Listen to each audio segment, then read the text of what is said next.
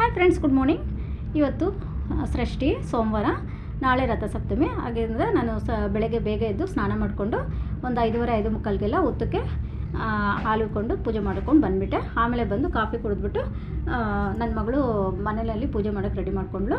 ನಾನು capsicum rice ಮಾಡಿಬಿಟ್ಟು ಬಾಕ್ಸ್ಗೆ ಹಾಕಿದ್ದೀನಿ. ಪೈನಾಪಲ್ ಇತ್ತು, ಅದನ್ನು ಕಟ್ ಮಾಡಿ ಕೊಟ್ಟೆ. ಅವಳು ಡ್ರೈ ಫ್ರೂಟ್ಸ್ ಸ್ವಲ್ಪ ತೊಗೊಂಡು ಚರಿಗೆ ಬಾಯಿ ಹೇಳ್ಬಿಟ್ಟು ಅವಳು ಹೋದ್ಲು. ನಾನು ಮನೇಲಿ ಕಡ್ಡಿ ಹಚ್ಬಿಟ್ಟು ಸರಿ ಅವರಿಬ್ಬರು ಹೋದರು.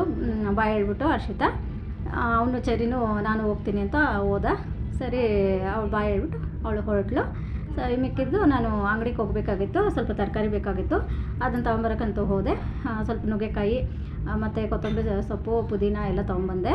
ಆಲೂಗಡ್ಡೆ, ಬೆಳ್ಳುಳ್ಳಿ ಎಲ್ಲ ತಂದಿದ್ದೀನಿ. ಗೆಣಸು, ಚರಿಗೆ ಗೆಣಸು, ಹೀರೆಕಾಯಿ ಬೇಕಾಗಿತ್ತು, ಅದನ್ನು ತಂದೆ. ನುಗ್ಗೆಕಾಯಿ ಬೇಳೆ ಸಾಂಬಾರು ಮಾಡೋಣ ಅಂತ ನಾನು ಕುಕ್ಕರ್ಗೆ ಹಾಕ್ಕೊಂಡು ಎಲ್ಲ ಕೂಗಿಸ್ಕೊಂಡೆ. ಮತ್ತು ಕಡಲೆಬೇಳೆ ಸ್ವಲ್ಪ ನೆನೆ ಏನಕ್ಕೆ ಅಂತಂದರೆ ಕೂಟ್ ಮಾಡಬೇಕಾಗಿತ್ತು. ನಮ್ಮ ಫ್ರೆಂಡ್ ಒಬ್ರು ಕೇಳಿದರು, ನಾನು ಚೆನ್ನಾಗಿ ಮಾಡ್ತೀಯಾ, ಟೇಸ್ಟ್ ನೋಡೋಣ ಅಂತ. ಅದರಿಂದ ಅದನ್ನು ಕೂಟ್ ಮಾಡಿ ಮಸಾಲೆ ಇಟ್ಟು ಕೂಟ್ ಮಾಡಿದೆ.